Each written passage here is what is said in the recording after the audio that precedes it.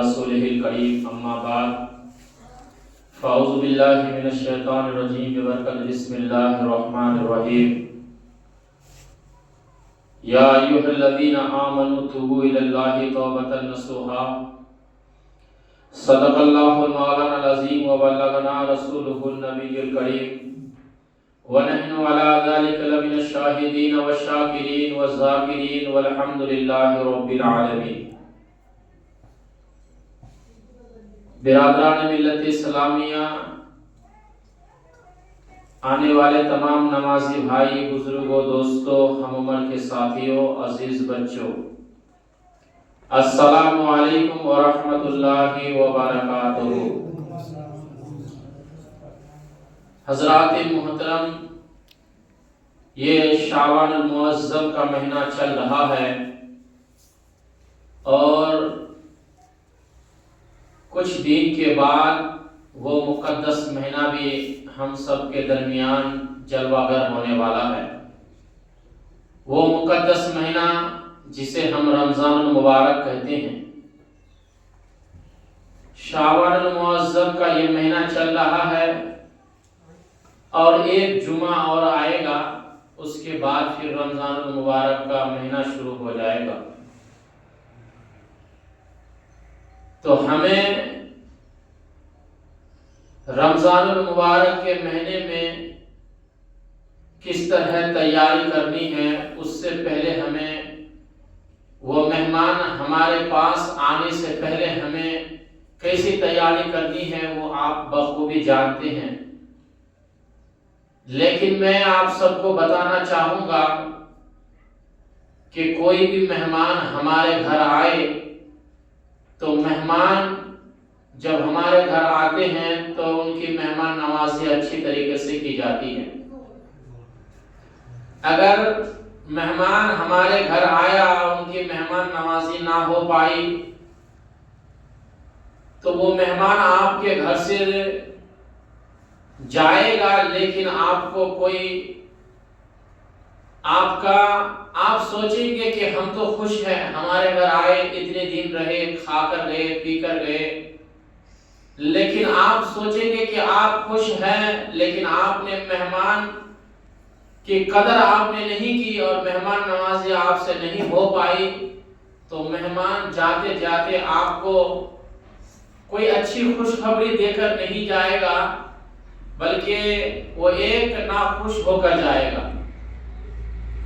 تو اسی طرح ایک رمضان المبارک جو ہے یہ اللہ کی طرف سے ہمارے پاس مہمان بن کر آئے گا۔ تو آئیے اس پر کچھ گفتگو کرنے سے قبل، کیونکہ ابھی ایک جمعہ اور آنے والا ہے اس مہینے کا، پھر انشاءاللہ اس کے بعد رمضان المبارک کا مہینہ وہ شروع ہوگا۔ تو میں رمضان المبارک کے مہینے آنے سے پہلے میں وہ کچھ باتیں آپ سب کو بتانا چاہوں گا کہ تاکہ آپ کے دل کے اندر جو گندگی ہے تو وہ گندگی صاف ہو جائے، آپ کا دل پاک ہو جائے، آپ کا قلب صاف ہو جائے، تاکہ وہ مہمان ہمارے پاس آئے تو ہمارے دل میں بھی اس مہمان کے برکت سے نور پیدا ہو جائے۔ حضرات محترم، تو آئیے ہم سب مل کر ایک مرتبہ نبی اور آل نبی پر جس طرح آپ اپنے والدین سے محبت کرتے ہیں، اپنے بچوں سے محبت کرتے ہیں، یہاں تک کہ اپنی جان سے آپ جتنی محبت کرتے ہیں، اس سے کئی زیادہ نبی اور آل نبی پر اپنے غلامی کا ثبوت دیتے ہوئے جھوم کر درود شریف کا نذرانہ پیش کر پڑھے بلند آواز سے اللہم صلی علی سیدنا و شفیعنا حبیبنا و مولانا محمد وآلہ وسلم صلاۃ و سلام علیک یا رسول اللہ صلی اللہ تعالی علیہ وسلم۔ حضرات محترم، میں نے آپ کے سامنے بہت ہی مختصر و معروف آیت کریمہ تلاوت کرنے کا شرف حاصل کیا۔ اللہ تبارک و تعالی قرآن مجید و فرقان حمید میں ارشاد فرماتا ہے یا ایھا الذین آمنوا توبوا الی اللہ توبۃ نصوحا۔ حضرات محترم، اس آیت کریمہ کا ترجمہ اور مطلب اور میننگ یہ سمجھ میں آتا ہے، اللہ تعالیٰ فرماتا ہے اے ایمان والو، اللہ کی بارگاہ میں ایسی توبہ کرو جو آگے چل کر تمہارے لیے بھلائی اور نصیحت ہو۔ حضرات محترم، ورنہ تو ہم روزانہ توبہ کرتے ہیں، ہم رات و دن توبہ کرتے ہیں، اور بہت سارے ایسے بھی فرد ہیں جو توبہ کسے کہتے وہ جانتے بھی نہیں ہیں، لیکن گناہ پر گناہ، اس کے ہر قدم پہ گناہ نظر آتا ہے، لیکن کبھی اپنے گناہوں سے انہوں نے شرمندہ اسے نہیں ہوئے ہیں، اور وہ گناہوں سے سچی پکی توبہ بھی نہیں کرنا چاہتے ہیں۔ لیکن اللہ کا بہت بڑا کرم و احسان ہے کہ توبہ کا دروازہ ابھی تک ہمارے لیے کھلا رکھا ہے۔ حضرات محترم، اگر یہ توبہ کا دروازہ ایک بار بند ہو جائے گا پھر وہ کبھی کھولنے والا نہیں ہے۔ اس لیے ہمارے پاس ابھی موقع ہے، اس موقع کو آپ غنیمت جانو، یہ موقع ہے آپ کے پاس، کیونکہ اللہ کی طرف سے اللہ نے تمہارے لیے یہ توبہ کا دروازہ کھول کر رکھا ہے، تاکہ بندے کو ایک موقع دینا چاہتا ہے۔ اللہ کی رحمت تمہیں بار بار پکار کے کہتی ہے۔ آپ کو معلوم ہے حدیث کا ایک مفہوم ہے، اگر کوئی اللہ کی طرف ایک قدم بڑھتا ہے تو اللہ کی رحمت 2 قدم چل کر تمہارے پاس آتی ہے۔ حضرات محترم، ذرا سوچو تو صحیح، خدا کی رحمت کتنی بڑی مہربان ہے، جو ہم ایک قدم اللہ کی طرف بڑھتے ہیں تو خدا کی رحمت ہمارے طرف 2 قدم چل کر آتی ہے۔ حضرات، خدا کی رحمت تو ایک بہانہ ڈھونڈتی ہے۔ اللہ تبارک و تعالی اپنے بندوں کا انتظار کرتا رہتا ہے۔ حضرات محترم، جب کوئی بندہ گناہ کرتا ہے تو فرشتے خدا کی بارگاہ میں عرض کرتا ہے، اے پروردگار عالم، یہ تیرا بڑا بندہ گناہ میں مصروف اور مشغول ہے۔ حضرات محترم، اللہ کی رحمت پکار کے کہتی ہے، اے میرے فرشتے مجھے اسی بندے کا انتظار ہے، اسی بندے کا انتظار ہے، یہ تو کبھی نہ کبھی توبہ ضرور کرے گا، اپنے گناہوں سے شرمندہ ضرور ہو جائے گا۔ بتاؤ صحیح، آپ ذرا سنیں حضرات محترم، ہم رات و دن گناہوں میں ڈوبے ہوئے ہیں، رات و دن گناہ کرتے ہوئے نظر آتے ہیں، لیکن کبھی ہمارے دل میں یہ سوچ نہیں آئی ہے، ہمیں کبھی فکر نہیں ہوئی ہے، یہ چند دن کی زندگی ہے۔ حضرات، ہمارے درمیان کچھ لوگ ایسے تھے جو آج نہیں ہیں، آج وہ قبر کے اندر ہیں، ہم زمین کے اوپر بھی ہیں۔ حضرات محترم، رمضان کا مہینہ آنے والا ہے، رمضان کے مہینے سے آنے سے پہلے ہمیں ایسی تیاری کرنی ہے، سارے گناہوں کو چھوڑ دینا ہے، سچی پکی توبہ کرنی ہے، تاکہ رمضان کا مہینہ آنے سے پہلے ایسے پاک و صاف ہو جانا ہے، تاکہ وہ مہمان آنے سے پہلے ہمیں پتہ لگے، تاکہ لوگ بھی دیکھ کر آپ کو کہے کہ یہ پہلے کوئی اور تھا، یہ جب چلتا تھا آپ کو دیکھ کے لوگ نفرت کیا کرتے تھے، آپ کی طرف لوگ آپ کے ساتھ بات نہیں کرنا چاہتے تھے، صرف اس وجہ سے اگر آپ شراب پیتے ہیں، اگر آپ شراب میں مشغول ہیں، آپ ماں باپ کے نافرمان ہیں، آپ خدا کے نافرمان ہو چکے ہیں، مسجد کی طرف کبھی آپ نہیں آئے ہیں، تو رمضان کے مہینے آنے سے پہلے یہ ساری چیزوں سے آپ توبہ کرو، اور آپ کا دل اس طرح پاک ہو جانا چاہیے، ایسا صاف ہو جانا چاہیے، اگر مسجد کی طرف سے آواز آئے تو ہمیں سارے کاموں کو چھوڑ کر مسجد کی طرف جانا ہے، ہمیں مسجد کی طرف قدم بڑھانا ہے۔ جب تم اللہ کی طرف اور ہم سارے لوگ اللہ کی طرف اور مسجد کی طرف قدم بڑھائیں گے تو خدا کی رحمت خود چل کر آئے گی، اور تمہارے استقبال کے لیے خدا کی رحمت کہے گی، اور اللہ پکار کر کے کہے گا،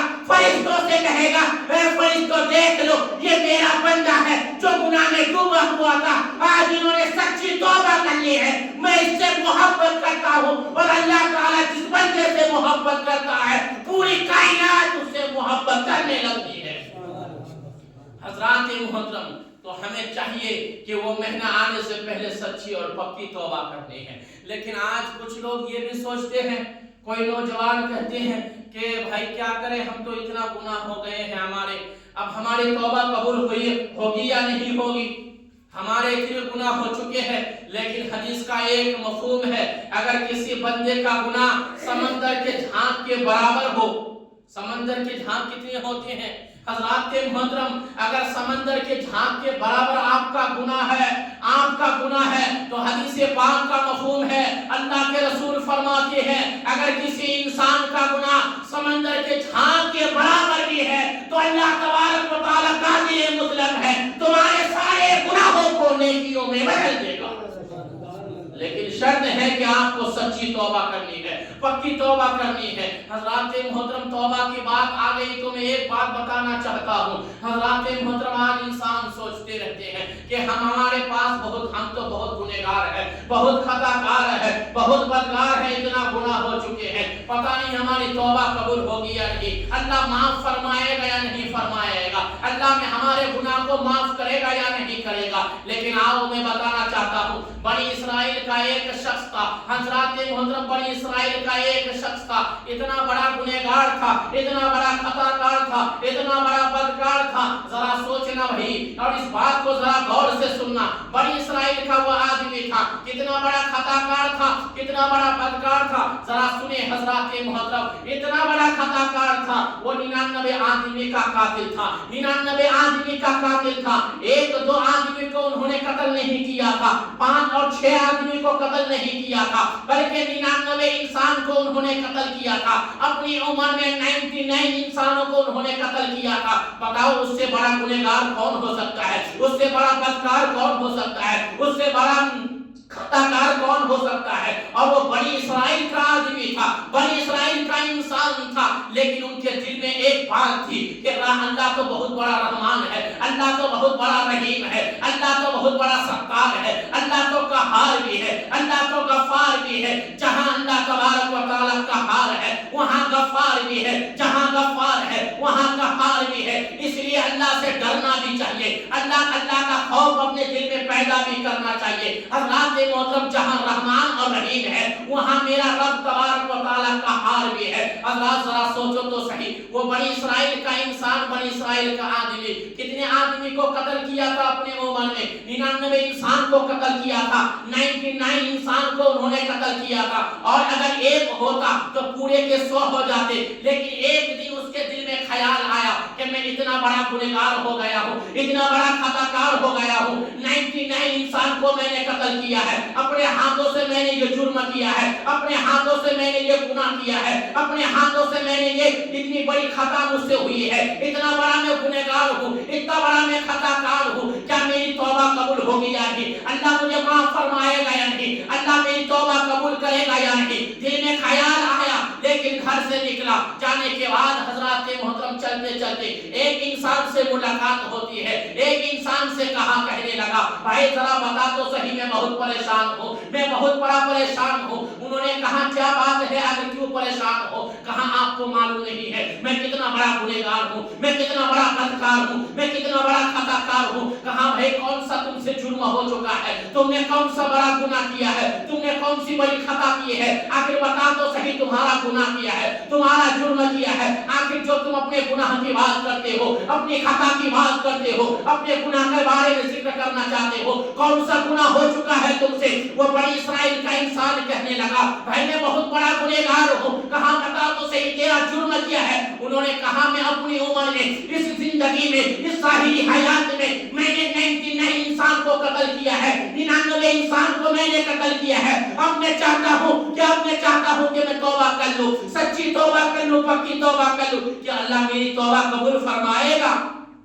کیا اللہ میری توبہ قبول فرمائے گا؟ کیا اللہ کے بارے میں مقبول، یعنی اللہ کی بارگاہ میں مقبول ہو جائے گا، اللہ کی بارگاہ میں مقبول ہو جاؤں گا، کیا میری توبہ قبول ہو جائے گی؟ جب وہ 99 انسان کے قتل کرنے والے اس بزرگ سے کہا تو اس بزرگ نے کیا کہا؟ ذرا سوچو تو صحیح، بھائی اتنا بڑا تو قاتل انسان ہے، اتنا بڑا گنہگار انسان ہے، اتنا بڑا بدکار انسان ہے، اور یہ امید لے کر چلتے ہو، یہ بھروسہ لے کر چلتے ہو، تمہارے دل میں یہ بھی خیال ہے، یہ بھی سوچ لے کے چلتے ہو کہ 99 انسان کو تم نے قتل کیا ہے، 99 انسان کو تم نے اپنے ہاتھوں سے مار ڈالا ہے، اپنے ہاتھوں سے قتل کیا ہے، اور یہ امید لے کر چلتے ہو کہ اللہ میری توبہ قبول فرمائے گا، اللہ میری گناہوں کو معاف فرمائے گا، اللہ میری خطاؤں کو معاف فرمائے گا، یہ خیال اور سوچ لے کر چلتے ہو۔ جب وہ انسان نے کہا جو 99 انسان کے قاتل تھے، انہوں نے کیا سوچا کہ جب میں نے 99 کو قتل کر دیا ہے، چلو ایک اور کر لیتے، پورا 100 ہو جاتے ہیں۔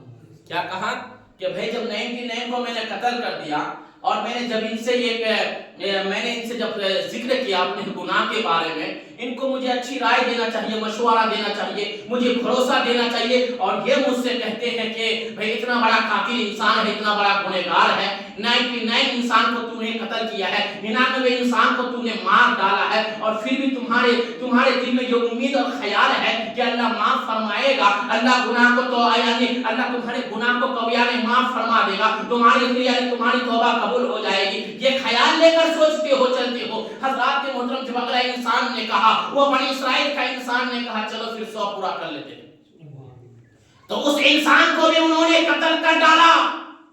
پہلے 99 انسان کا قاتل تھا، اب اگلا انسان جو دیکھا اس کو بھی مار ڈالا، پورے 100 کر دیے، پورے 100 انسان کے قاتل۔ اب ذرا سوچو صحیح، اللہ کی رحمت کتنی بڑی ہے، اللہ کی رحمت کتنی بڑی ہے۔ اب ذرا غور سے سننا، اینڈ جو ہوگا بہت حسین ہوگا۔ حضرات محترم، جو انسان سچی توبہ کرتا ہے، پکی توبہ کرتا ہے، اللہ تبارک و تعالیٰ اسے اپنی بارگاہ میں کتنا مقبول درجہ دیتا ہے، اللہ کا ولی کیسے بن جاتا ہے، اللہ اسے کتنا بڑا انعام دیتا ہے، اور کتنا بڑا مقبول بندوں میں شمار کر دیتا ہے کہ اب اپنا محبوب بنا لیتا ہے۔ کیونکہ میرے نبی فرماتے ہیں، آقا کریم صلی اللہ علیہ وسلم خود فرماتے ہیں، اللہ تبارک و تعالیٰ کو اگر سب سے زیادہ کوئی چیز پسند ہے تو میرے نبی فرماتے ہیں، کوئی جوان اگر اپنے جوانی میں توبہ کرتا ہے تو اللہ تبارک و تعالیٰ کو سب سے زیادہ یہی چیز پسند ہے۔ حضرات محترم، یہ میرے نبی نے فرمایا ہے۔ حضرات وہ انسان 100 آدمی پورا 100 کر دیے، آپ وہ 99 تھے، 2 0 لگا دیے، پورے 100 کے قاتل ہو گئے۔ اب وہ پھر ان کے دل میں یہ خیال آیا، پھر اسے ڈر اور خوف پیدا ہوا، خدا کا ڈر پیدا ہوا، خوف پیدا ہوا کہ چلو اللہ کی رحمت بہت بڑی ہے، اللہ کی بارگاہ میں سچی اور پکی توبہ کرنا چاہتا ہوں۔ حضرات گھر سے نکلنے کے بعد ایک انسان سے دوسرے انسان سے پھر ملاقات ہو گئی۔ انہوں نے کہا بھائی آپ سے میں کوئی بات کرنا چاہتا ہوں۔ کہا بتاؤ تو صحیح کیا بات ہو، تم پریشان لگتے ہو کہ بات کیا ہے؟ کہا میں بہت بڑا ظالم ہوں، بہت بڑا مجرم ہوں، بہت بڑا گنہگار اور خطا کار ہوں۔ اس انسان نے کہا بھائی بتاؤ تیرا جرم کیا ہے، تیرا گناہ کیا ہے جو اتنا تم اپنے آپ کو شرمندہ ہو، اپنے آپ پہ تم غمگین ہو، اتنا پریشان ہو کہ بتاؤ تیرا گناہ کیا ہے۔ حضرات محترم، اگلا انسان نے کہا، وہ بنی اسرائیل کا انسان، بنی اسرائیل کا آدمی جو 100 آدمی کا قاتل تھا، انہوں نے کہا میں نے 100 آدمی کو اپنے ہاتھوں سے مار ڈالا ہے، 100 آدمی کو میں نے اپنے ہاتھوں سے قتل کر دیا ہے، یعنی 100 آدمی کا میں قاتل ہوں۔ میں اب چاہتا ہوں کہ میں رب کی بارگاہ میں توبہ کرنا چاہتا ہوں، سچی اور پکی توبہ کرنا چاہتا ہوں۔ کیا میری توبہ قبول ہو جائے گی؟ کیا اللہ مجھے معاف فرما دے گا؟ کیا اللہ میرے گناہوں کو میرے گناہ کو معاف کر دے گا؟ اس انسان نے کہا بھائی کیوں نہیں، اللہ کی رحمت بہت بڑی ہے، اللہ کی رحمت بہت بڑی ہے۔ اگر کسی انسان کے گناہ اگر سمندر کی جھاگ کے برابر ہو جائے، وہ بھی انسان رب کی بارگاہ میں اگر سچی توبہ کرتا ہے، اللہ تو اسے معاف کرنے کے لیے تیار ہے، اللہ تو اسے بخشنے کے لیے تیار ہے۔ اگر تم بھی رب کی بارگاہ میں سچی توبہ کرو گے، اللہ تمہیں بھی معاف فرما دے گا، اللہ تمہیں بھی معاف فرما دے گا۔ لیکن سچی توبہ ہونی چاہیے، پکی توبہ ہونی چاہیے۔ میں یہ بات اس لیے بتا رہا ہوں کیونکہ رمضان کا مہینہ آنے والا ہے۔ رمضان سے پہلے ایسی تیاری کر لو، اپنے گناہوں کو چھوڑ دو اور گناہوں سے باز آ جاؤ، نیکی کی طرف قدم بڑھاؤ، نیکی کے راستے کی طرف چلو اور گناہ سے نفرت کرو اور نیکیوں سے محبت کرو۔ میں چاہتا ہوں رمضان کے مہینے آنے سے پہلے اپنے دل کو پاک کر لو، قلب کو صاف کر لو۔ حضرات محترم، میں بتانا چاہتا ہوں کیونکہ اللہ تبارک و تعالی ہر انسان کے دل میں اپنا نور نہیں ڈالتا ہے۔ ایک بات یاد آ گئی بتاؤں حضرات محترم، جیسے کہ آپ لوگ کبھی کبھار کسی دودھ والے سے دودھ لیتے نا، دودھ لیتے ہیں، جب وہ دودھ دینے والا آتا ہے تو پیسے پہلے لے لیتا ہے کہ بھئی ہمیں، بگلا انسان کہتا ہے ہمیں 100 روپے کے دودھ دو، پیسے آپ نے اس دودھ والے کو دے دیا۔ اب وہ 100 روپے لینے کے بعد آپ کے گلاس میں ہو یا جگ میں ہو یا کسی برتن میں ہو، ان کو دودھ ڈالنا چاہیے، لیکن پہلے وہ برتن کو جھانک کے دیکھتا ہے، دیکھتا کہ نہیں؟ برتن کو جھانک کے دیکھتا کہ نہیں؟ برتن جھانک کے دیکھتا ہے، اگر برتن کے اندر گندگی ہے تو وہ دودھ نہیں ڈالتا ہے۔ ڈالتا ہے کیا؟ دودھ نہیں ڈالتا ہے۔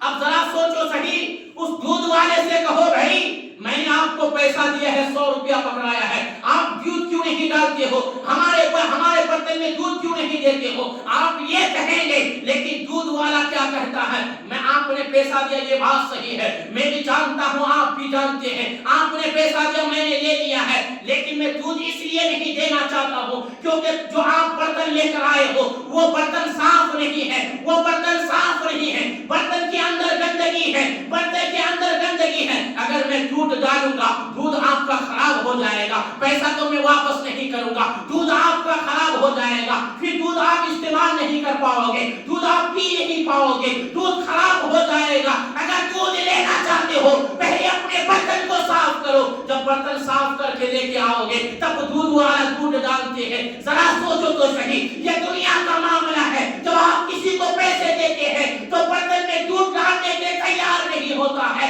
اگر آپ اپنے دل میں خدا کا نور پیدا کرنا چاہتے ہیں تو اللہ کے رسول فرماتے ہیں پہلے اپنے دل کو صاف کر لو, جب تمہارا دل صاف ہو جائے گا اللہ اپنے نور کو تمہارے دلوں میں ڈال دے گا.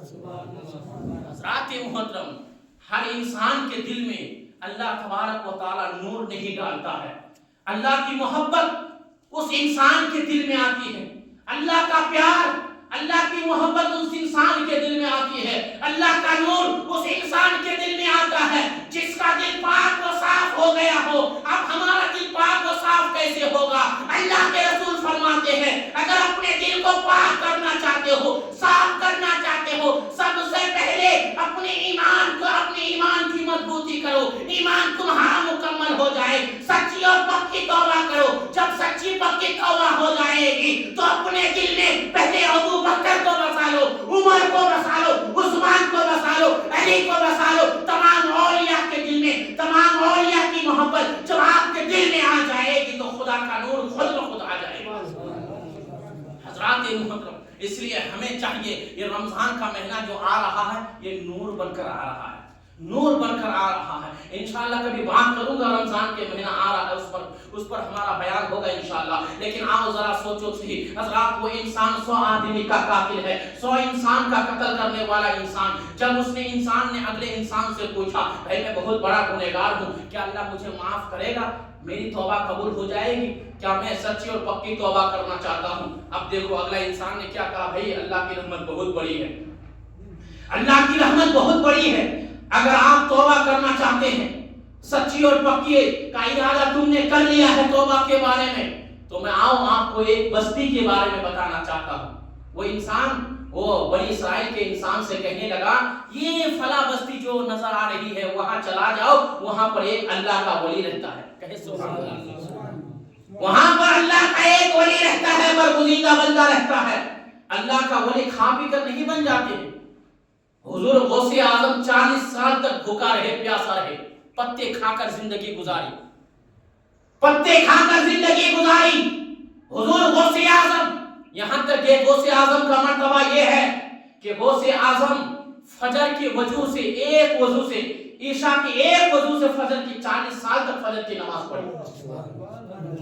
ایک وضو سے, عشاء کے ایک وضو سے 40 سال فجر کی نماز پڑھی. اب بتائیں کیسا انسان تھا. لیکن آج ہمارے پاس کہاں ہے, ہم تو غوث اعظم کا دامن تھامے ہیں. ہم کہتے ہیں غوث کا دامن نہیں چھوڑیں گے. بھائی پکڑے کا ہوں ابھی, یہ پکڑنا اسے نہیں کہتے ہیں کہ ہم نے نعرہ لگا دیا بہت بڑا عاشق بن گئے, بہت بڑا دیوانہ ہو گئے.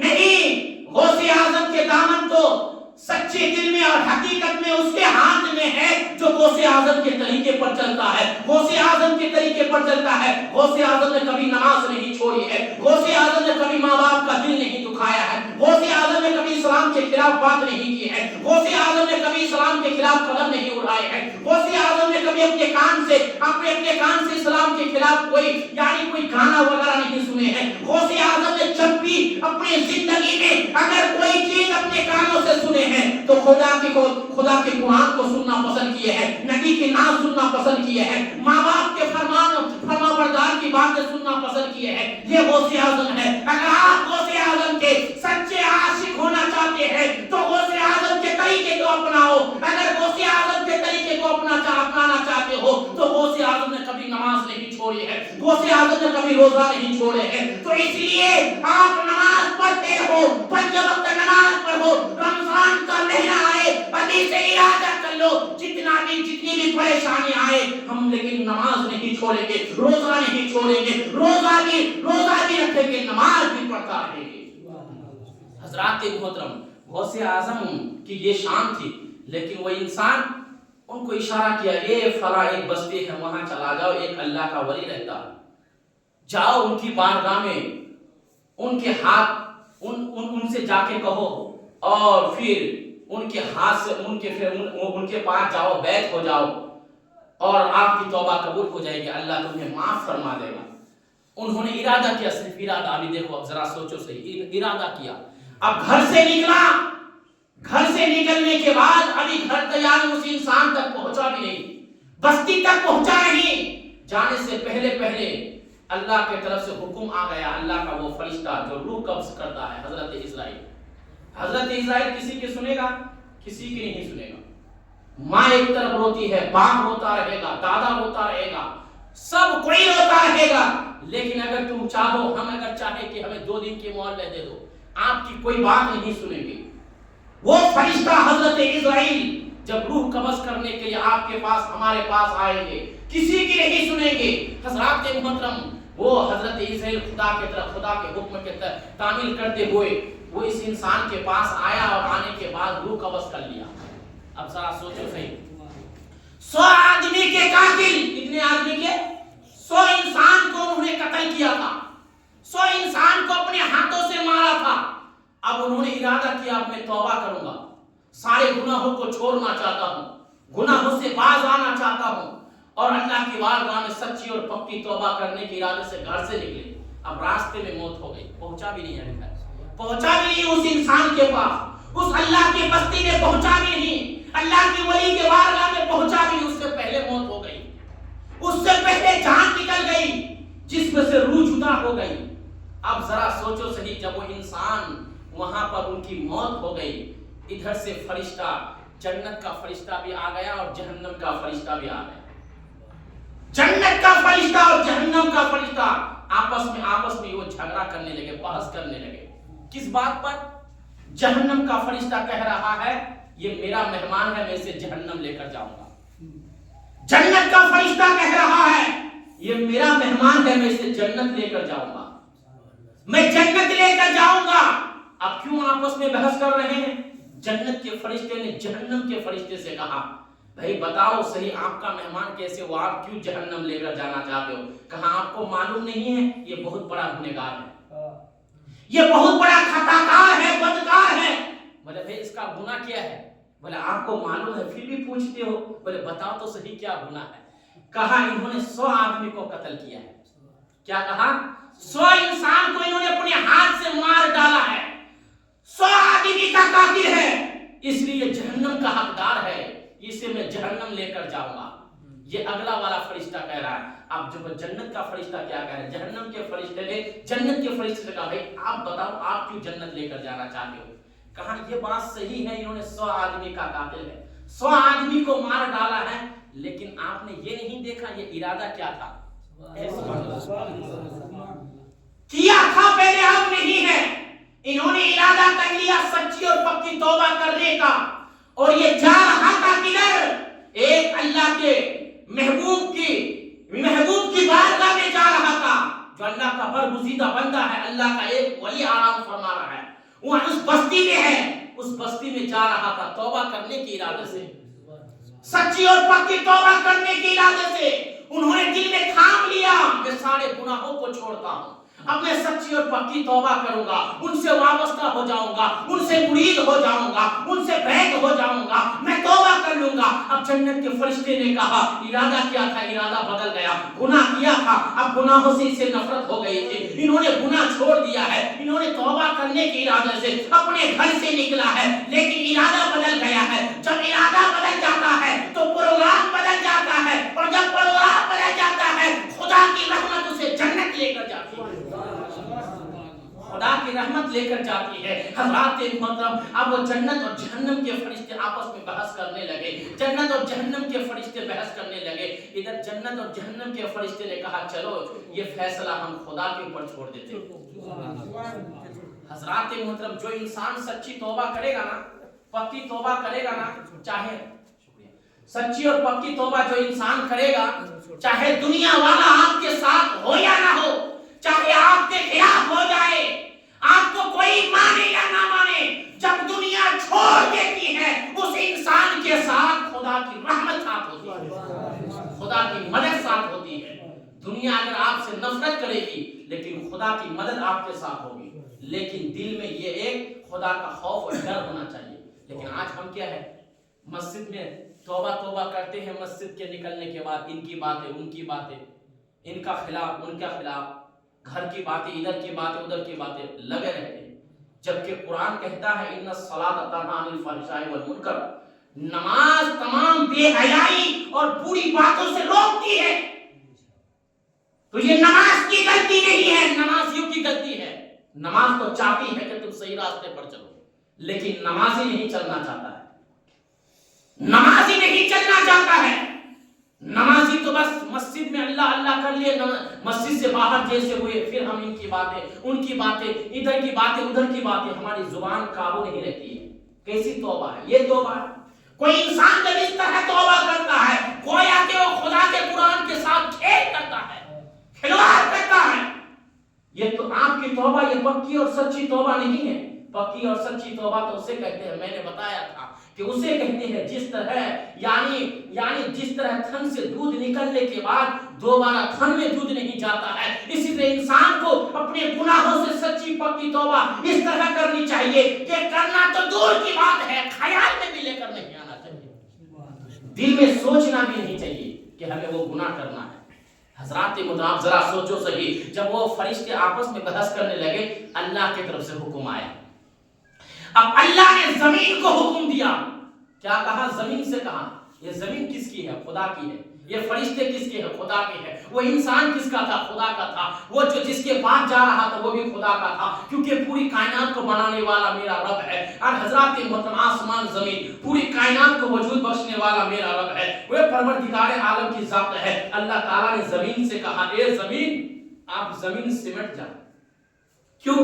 کیونکہ دونوں فرشتے نے آپس میں یہ باتیں طے کی، اگر آپ جہنم لے جانا چاہتے ہیں، آپ جنت لے کر جانا چاہتے ہیں، تو فیصلہ اس میں ہوگا کہ چلو ناپتے ہیں، زمین کو ناپتے ہیں۔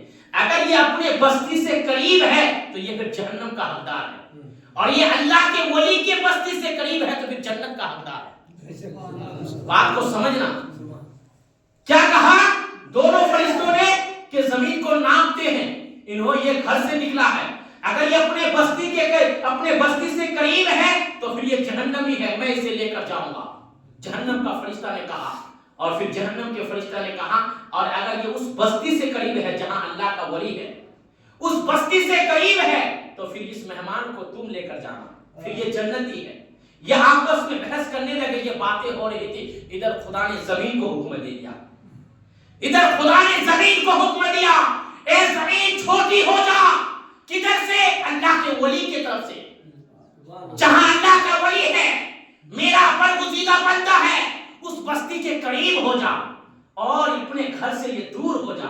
اللہ نے زمین کو حکم دیا، زمین چھوٹی ہو گئی، زمین چھوٹی ہو گئی۔ جب زمین کو ناپی گئی تو دیکھتا کیا ہے کہ زمین اس اللہ کے ولی سے قریب ہے، بستی سے دور ہے۔ تو جہنم کے فرشتے نے دیکھا اور جنت کے فرشتے نے کہا بھائی دیکھ لیا، ان کا جو انجام تھا یہ جہنمی سے نہیں جانا تھا بلکہ یہ تو جنتی تھا، کیونکہ یہ انہوں نے توبہ کرنے کے ارادے سے گھر سے نکلا تھا، یہ پیاری اس ولی کے قریب پہنچ چکا تھا، اب یہ جہنم لینے نہیں جائے گا بلکہ جنت کا حقدار ہے، اسے آپ لے کر نہیں جاؤ گے، میں لے کر جاؤں گا۔ حضرات محترم یہ پیغام تھا، تو ہمیں چاہیے حضرات محترم وہ مہمان، جب اللہ کا ولی کون تھا؟ یہ بنی اسرائیل کے دور کا تھا۔ جب بنی اسرائیل کے ولی کے اندر یہ طاقت ہے تو ہم تو نبی کے امتی ہیں، آخری نبی کے غلام ہیں، تو اس نبی کے ولی کی شان کیا ہوگی؟ اگر آج بھی انسان سچی اور پکی توبہ کرے گا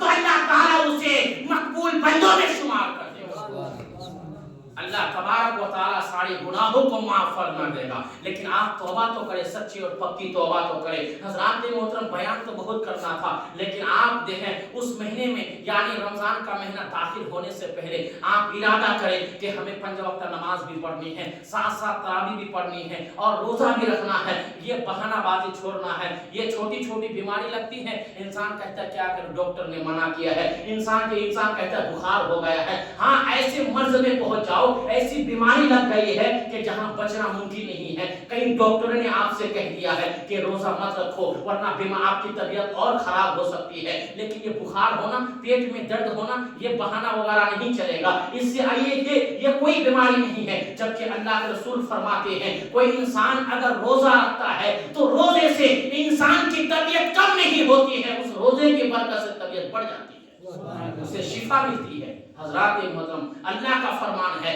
کیونکہ دنیا کے جتنے بھی ڈاکٹر ہو جائے، دنیا کے جتنے بھی لوگ ہو جائے، سارے ڈاکٹروں کی بات جھوٹی ہو سکتی ہے، لیکن نبی کا فرمان کبھی جھوٹا نہیں ہو سکتا، جھوٹا نہیں ہو سکتا۔ نبی کا فرمان کبھی جھوٹا نہیں ہو سکتا۔ نبی کا فرمان کل بھی سچا تھا، آج بھی سچا ہے، صبح قیامت تک سچا رہے گا۔ تبھی تو کسی شاعر نے کہا ہے قول محمد قول خدا، فرمان نہ بدلا جائے گا، بدلے گا لاکھ زمانہ مگر قرآن نہ بدلا جائے گا۔